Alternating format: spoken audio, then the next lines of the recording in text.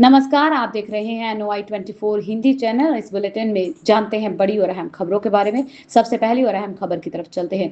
E20 petrol पर केजरीवाल की PM Narendra Modi से बड़ी अपील। बोले, जनता को मिले अपनी पसंद का ईंधन चुनने का विकल्प। आम आदमी पार्टी के राष्ट्रीय संयोजक अरविंद केजरीवाल ने E20 पेट्रोल को लेकर केंद्र सरकार पर सवाल उठाते हुए प्रधानमंत्री नरेंद्र मोदी से अपील की है कि देश भर के पेट्रोल पंपों पर लोगों को अपनी जरूरत के अनुसार E20, E10 और E0 पेट्रोल चुनने का विकल्प दिया जाए।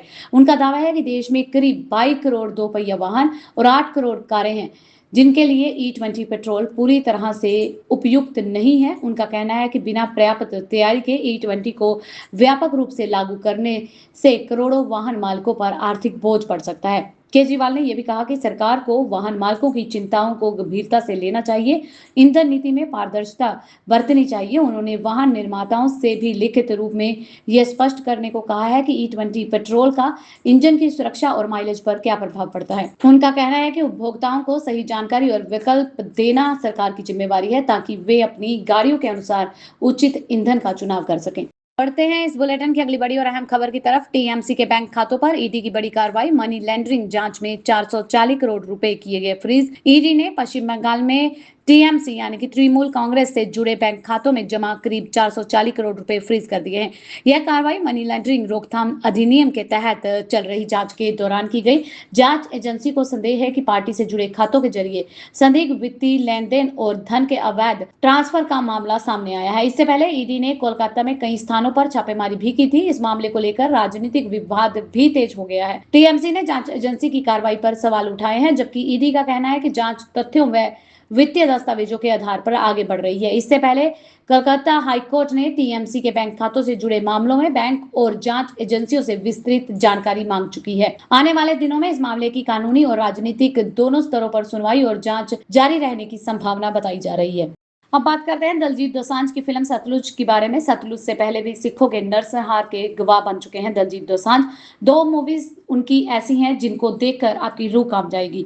दलजीत दोसांझ की फिल्म सतलुज, जिसका नाम पहले पंजाब 95 था, इन दिनों विवादों में है, लेकिन यह पहली बार नहीं है जब उन्होंने 1984 और पंजाब के दर्दनाक दौर को पर्दे पर दिखाया हो। इससे पहले दलजीत ने पंजाब 1984, जो कि 2014 में आतंकवाद और उग्रवाद के दौर में लापता हुए युवकों और उनके परिवार की पीड़ा को दिखाया गया था। वहीं जोगी, जो 2022 में रिलीज की गई थी, उसमें उन्होंने 1984 के सिख विरोधी दंगों की पृष्ठभूमि यानी कि बैकग्राउंड पर आधारित कहानी के जरिए इंसानियत और सांप्रदायिक हिंसा के दर्द को सामने रखा था। अब सतलुज में दलजीत ने मानवाधिकार कार्यकर्ता जसवंत सिंह खाररा के जीवन को पर्दे पर उतारा है, जिन्होंने पंजाब में कथित फर्जी मुठभेड़ों, लवारिस शवों के मामले को उजागर किया था। फिल्म लंबे समय से सेंसर और कानूनी विवादों में फंसी रही, पर ओटीटी पर रिलीज होने के महज 2 दिन के बाद ही उसे भारत में हटा दिया गया। इसी कारण अब यह फिल्म एक बार फिर से अभिव्यक्ति की स्वतंत्रता और इतिहास को दिखाने की बहस के केंद्र में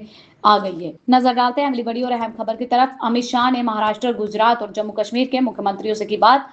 हर संभव केंद्रीय सहायता का दिया भरोसा। केंद्रीय गृह मंत्री अमित शाह ने महाराष्ट्र, गुजरात और जम्मू कश्मीर के मुख्यमंत्रियों से फोन पर बातचीत करके राज्यों की मौजूदा स्थिति, राहत व बचाव कार्यों की जानकारी ली है। उन्होंने कहा कि केंद्र सरकार सभी राज्यों के साथ पूरी तरह मजबूती से खड़ी है। किसी भी आपद स्थिति से निपटने के लिए हर संभव सहायता उपलब्ध करवाई जाएगी। साथ ही संबंधित एजेंसियों को राज्य सरकारों के साथ समन्वय बनाकर तेजी से राहत कार्य जारी रखने के निर्देश दिए गए। अमित शाह ने भरोसा दिलाया कि लोगों की सुरक्षा सरकार की सर्वोच्च प्राथमिकता है और केंद्र और राज्य सरकारें मिलकर प्रभावित क्षेत्रों में राहत, बचाव व आवश्यक सुविधाएं सुनिश्चित करेगी। उन्होंने राज्यों से स्थिति पर लगातार नजर रखने, जरूरत पड़ने पर तुरंत केंद्र सरकार से सहायता लेने को कहा है, ताकि किसी भी चुनौती का प्रभावी ढंग से सामना किया जा सके। अगली बड़ी खबर उत्तर प्रदेश से आ रही है, जहां 2027 चुनाव से पहले ब्राह्मण वोट बैंक पर सपा की नजर है। अखिलेश ने पवन और सनातन पांडे को बनाया नया चेहरा। उत्तर प्रदेश में 2027 विधानसभा चुनाव की तैयारियों के बीच समाजवादी पार्टी सपा ने अपने पीडीए यानी कि पिछड़ा दलित अल्पसंख्यक समीकरण के साथ अब ब्राह्मण समाज को जोड़ने की रणनीति तेज कर दी है। इसी कड़ी में पार्टी अध्यक्ष अखिलेश यादव ने अयोध्या के पूर्व विधायक पवन पांडे और बालिया से सांसद सनातन पांडे को प्रमुख ब्राह्मण चेहरों के रूप में आगे आगे बढ़ाया है। दोनों नेताओं को अलग अलग क्षेत्रों में भाजपा के खिलाफ माहौल बनाने और ब्राह्मण मतदाताओं पर पार्टी की पहुंच मजबूत करने की जिम्मेवारी दी गई है। सपा की रणनीति का उद्देश्य भाजपा के पारंपरिक ब्राह्मण वोट बैंक से सेंध लगाना है और अयोध्या में राम मंदिर से जुड़े विवादों और ब्राह्मणों की कथित उपेक्षा जैसे मुद्दों को उठाकर पार्टी इस वर्ग को अपने पक्ष में लाने की कोशिश कर रही है। राजनीतिक विशेषज्ञों का मानना है कि यदि सपा को 2027 में पूर्ण बहुमत हासिल करना है तो केवल पीडीए समीकरण के भरोसे नहीं बल्कि ब्राह्मण समुदाय का भी व्यापक समर्थन जुटाना होगा। अब बात करते हैं नाटो शिखर सम्मेलन की। नाटो शिखर सम्मेलन में ट्रंप का ईरान पर बड़ा बयान, बोले अब बातचीत बेकार है, जहाजों पर हमले करने वाले बीमार लोग हैं। तुर्की की राजधानी अंकारा में आयोजित नाटो शिखर सम्मेलन के दौरान अमेरिकी राष्ट्रपति डोनाल्ड ट्रंप ने ईरान के खिलाफ बड़ा रुख अपनाया है। उन्होंने कहा कि ईरान के साथ आगे किसी भी तरह की बातचीत करना अब समय की बर्बादी है। ट्रंप ने आरोप लगाया कि ईरान ने अंतिम संस्कार और शांति प्रयासों के बजाय जहाजों पर रॉकेट हमले किए हैं, जिसके जवाब में अमेरिका ने ईरानी ठिकानों पर कड़ी सैन्य कार्रवाई की है। उन्होंने ईरानी नेतृत्व को बीमार लोग बताते हुए कहा कि अमेरिका अपनी सुरक्षा और अंतर्राष्ट्रीय समुद्री मार्गों की रक्षा के लिए आवश्यक कदम उठाता रहेगा। ट्रंप के इस बयान से साफ संकेत मिला है कि अमेरिका और ईरान के बीच तनाव एक बार फिर से गहरा हो गया है। उन्होंने कहा कि मौजूदा हालत में किसी नए समझौते या फिर वार्ता की संभावना बेहद कम है। ईरान के साथ बढ़ते तनाव व सैन्य कार्रवाई के कारण वैश्विक बाजार और तेल की कीमतों पर भी असर देखने को मिलेगा, जबकि नाटो शिखर सम्मेलन में क्षेत्रीय सुरक्षा और मध्य पूर्व की स्थिति प्रमुख मुद्दों में शामिल रही।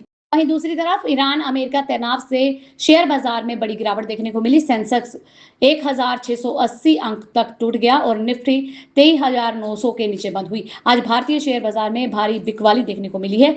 बीएसई सेंसेक्स 1680 अंक से अधिक टूटकर बंद हुआ, जबकि एनएसई निफ्टी 23,900 के नीचे फिसल गया। यह गिरावट मुख्य रूप से ईरान अमेरिका के बीच बढ़ते तनाव, कच्चे तेल की कीमतों में तेज उछाल और कमजोर वैश्विक संकेतों के कारण आया है। भू राजनीतिक अनिश्चितता बढ़ने से निवेशकों ने बड़े पैमाने पर मुनाफा वसूली की, जिससे लगभग सभी प्रमुख सेक्टर दबाव में रहे। विशेषज्ञों के अनुसार विदेशी संस्थागत निवेश की बिकवाली, महंगे कच्चे तेल से बढ़ती महंगाई की आशंका, कंपनियों के आगामी तिमाही नतीजों को लेकर चिंता ने बाजार की कमजोरी को और ज्यादा बढ़ा दिया है। आईटी, बैंकिंग, ऑटो और मेटल शेयरों में सबसे अधिक दबाव देखने को मिला। माहिरों का कहना है कि जब तक वैश्विक तनाव और तेल की कीमतें में स्थिरता नहीं आती, तब तक शेयर बाजार में उतार चढ़ाव ऐसा ही बना रह सकता है। अगली बड़ी खबर महाराष्ट्र से आ रही है, जहां पुणे में भारी बारिश के बीच में 3 मंजिला इमारत ढही, कई लोगों के मलबे में फंसे होने की आशंका जताई जा रही है। महाराष्ट्र के पुणे जिले में पिपरी चिटवड इलाके में लगातार हो रही भारी बारिश के बीच एक 3 मंजिला इमारत अचानक ढह गई। हादसे के समय इमारत में कई लोग मौजूद थे, जिसके चलते करीब 16 लोगों के मलबे में फंसे होने की आशंका जताई जा रही है। घटना के तुरंत बाद पुलिस, दमकल विभाग, एनडीआरएफ और स्थानीय प्रशासन की टीमें मौके पर पहुंची और राहत व बचाव अभियान शुरू कर दिया। प्रशासन के अनुसार लगातार हो रही मूसलाधार बारिश के कारण इलाके में कई स्थानों पर जलभराव और बुनियादी ढांचों को नुकसान पहुंचा है।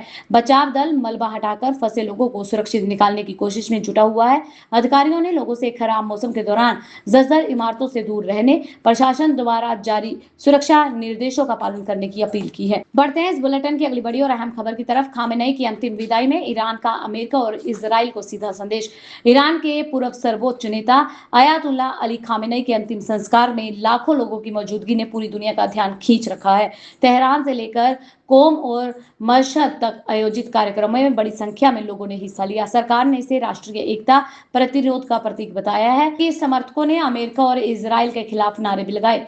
माहिरों का मानना है कि ईरान इस भीड़ के जरिए ये संदेश देना चाहता है कि लंबे संघर्ष और प्रतिबंधों के बावजूद देश की राजनीतिक और जन समर्थन की ताकत बरकरार है। दूसरी ओर विशेषज्ञों का कहना है कि इस आयोजना के जरिए ईरान नई सत्ता के नेतृत्व को मजबूत करने, अमेरिका के साथ भविष्य की बातचीत में अपनी स्थिति मजबूत दिखाने की कोशिश कर रहा है। हालांकि देश गंभीर आर्थिक संकट और अंतर्राष्ट्रीय दबाव का सामना भी कर रहा है। ऐसे में नई सरकार के सामने सबसे बड़ी चुनौती अर्थव्यवस्था को संभालने के साथ साथ वैश्विक स्तर पर संतुलित कूटनीतिक रणनीति अपनाने की होगी। अगली खबर उत्तर प्रदेश से आ रही है, जहां योगी सरकार का बड़ा दावा, 9 साल में 301 दुर्दांत अपराधी मुठभेड़ों में ढेर हुए हैं, 34,253 गिरफ्तार हुए हैं। उत्तर प्रदेश की योगी आदित्यनाथ सरकार ने दावा किया है कि पिछले 9 वर्षों में अपराध और संगठित माफिया के खिलाफ चलाए जा रहे अभियान के तहत पुलिस ने 17,000 से अधिक मुठभेड़ अभियान चलाए हैं। इन अभियानों में 301 दुर्दांत अपराधी मारे गए हैं, जबकि 34,253 अपराधियों को गिरफ्तार किया गया। गया है। सरकार का कहना है कि ये कार्रवाई राज्य में कानून व्यवस्था मजबूत करने और संदिग्ध अपराध पर अंकुश लगाने की नीति का हिस्सा है। सरकारी आंकड़ों के अनुसार सबसे अधिक मुठभेड़ मेरठ जोन में हुई है, जहां सार्वजनिक अपराधी मारे गए हैं। इसके अलावा गैंगस्टर एक्ट, संपत्ति जब्ती और राष्ट्रीय सुरक्षा कानून यानी कि एनएसए जैसी कानूनी कार्रवाइयों का भी व्यापक इस्तेमाल किया गया है। वहीं इन अभियानों के दौरान कई पुलिसकर्मी भी घायल हुए हैं, कुछ ने ड्यूटी के दौरान अपनी जान भी गंवाई है। नजर डालते हैं इस बुलेटिन की अगली बड़ी और अहम खबर की तरफ। अमेरिका में भारत ने फिर लगाया लॉबिंग फर्म का अनुबंध।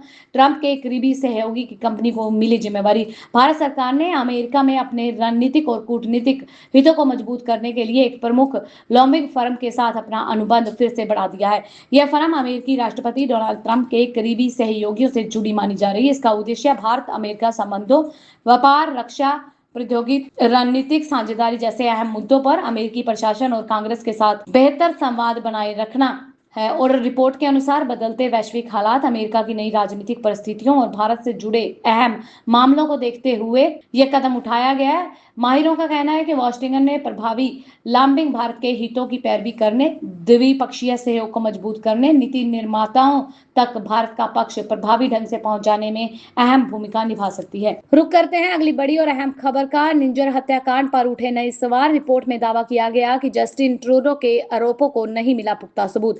कनाडा में खालिस्तान समर्थक हरदीप सिंह निंजर की हत्या को लेकर एक बार फिर से बहस तेज हो गई है। रिपोर्ट के मुताबिक अमेरिका में दाखिल नए आरोप पत्र में गैंगस्टर लॉरेंस बिश्नोई और उसके सहयोगी पर हत्या की साजिश रचने का आरोप लगाया गया है, लेकिन इसमें भारत सरकार या फिर भारतीय एजेंसियों की संलिप्तता का कोई आरोप नहीं लगाया गया। इसके बाद कनाडा के पूर्व प्रधानमंत्री जस्टिन ट्रूडो द्वारा भारतीय एजेंटों की भूमिका को लेकर लगाए गए आरोपों पर नए सवाल खड़े हो गए। रिपोर्ट में कहा गया कि 2023 में ट्रूडो ने भारतीय एजेंटों पर विश्वसनीय आरोपों का हवाला दिया था, जिसे भारत ने शुरू से ही खारिज किया था। हालांकि ताजा अमेरिकी आरोप पत्र में केवल संगठित अपराध गिरोह की भूमिका का जिक्र किया गया है, भारतीय सरकार का नाम तक नहीं है।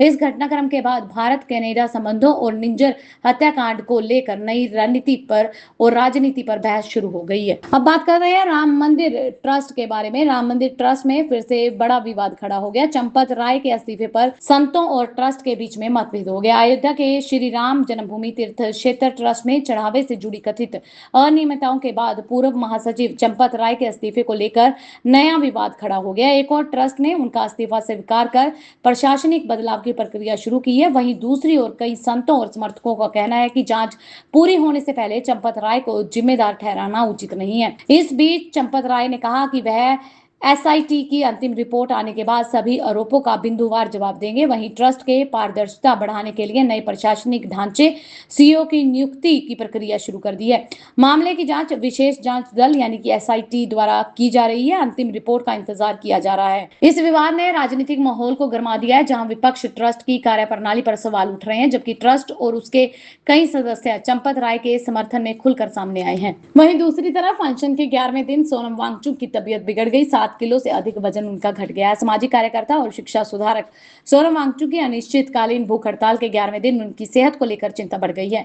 जारी मेडिकल बुलेटिन के अनुसार उनका 7 किलो से अधिक वजन कम हो चुका है। उनका वजन घटकर करीब 59.4 किलोग्राम रह गया। हालांकि डॉक्टरों ने बताया कि फिलहाल उनका रक्तचाप, ऑक्सीजन स्तर व अन्य जरूरी स्वास्थ्य संकेतक स्थिर हैं, लेकिन लगातार उपवास के कारण उनकी शारीरिक स्थिति कमजोर होती जा रही है। वांगचुक दिल्ली के जंतर मंतर पर चल रहे विरोध प्रदर्शन में शामिल है, जहां कथित परीक्षा अनियमितताओं और केंद्रीय शिक्षा मंत्री के इस्तीफे की मांग को लेकर प्रदर्शन जारी है। प्रदर्शनकारियों का कहना है कि उनकी मांगे पूरी होने तक आंदोलन जारी रहेगा। वहीं वांगचुक की गिरती सेहत को देखते हुए समर्थकों और डॉक्टरों ने सरकार से जल्द समाधान निकालने की अपील की है। अगली बड़ी खबर बिहार से आ रही है, जहां विक्रमशिला सेतु 2 रात रहेगा बंद। बेली ब्रिज के स्थायी मरम्मत कार्य के लिए रोका जाएगा यातायात। बिहार के भागलपुर में गंगा नदी पर बने विक्रमशिला सेतु पर 8 जुलाई रात 10 बजे से लेकर 9 जुलाई सुबह 5 बजे तक सभी प्रकार के वाहनों का आवागमन जो है पूरी तरह से बंद रहेगा। इसके बाद 9 जुलाई रात 10 बजे से लेकर 10 जुलाई सुबह 5 बजे तक पुल पर यातायात को रोक दिया जाएगा। यह फैसला बेली ब्रिज के स्थायी पुनर्स्थापन और निरीक्षण कार्य के चलते लिया गया है। जिला प्रशासन के अनुसार आईआईटी पटना के विशेषज्ञ पुल का का निरीक्षण करेंगे, इसलिए सुरक्षा के मद्देनजर यह प्रतिबंध लगाया गया है। प्रशासन ने अधिकारियों को वाहनों को वैकल्पिक मार्ग यानी कि डिवर्जन यूज करके रास्ते पर जाने की अपील की है और लोगों से अपील की गई निर्धारित समय के दौरान विक्रमशिला सेतु का उपयोग न करें। यह कदम पुल की सुरक्षा और मरम्मत कार्य को सुचारू रूप से पूरा करने के लिए उठाया गया है। ये थी अब तक की बड़ी और अहम खबरें। ऐसी और खबरें जानने के लिए चैनल को सब्सक्राइब कर लें, बेल आइकन को प्रेस कर लें ताकि आपसे आने वाली खबरें मिस ना हो। मिलते हैं अगली वीडियो में, तब तक के लिए आप खुश रहें, सुरक्षित रहें। धन्यवाद जी।